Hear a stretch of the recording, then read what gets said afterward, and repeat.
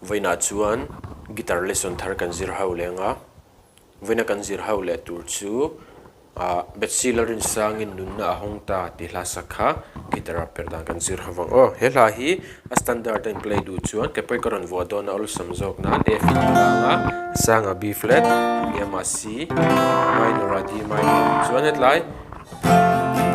Nunna hawng ta akhan eta khan C sharp ta ha akhan sang sang le kan dut le chi a D sharp ha F al le ti kana kala wa chuan ke po hi fifth fret a goron vo dona C in kan la ve wa chuan yama D sang a F minor a minor chuan tin a kal ve le Nunna hawng ta akhan G sharp chuan sang le B flat ha C te kan strum ong strum da na chu down up down up down up down up down down up ti kha no chuan down up down up down up down up down down up kha kan main strumming pattern anianga ma se a verse khan tin akala lalpiang chu chi mei turin kan nei ru te kengin kan te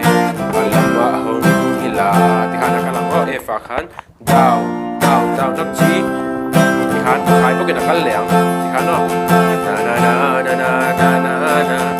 na na na na na apian ni champa a hian ni di lang chu ei chu a du si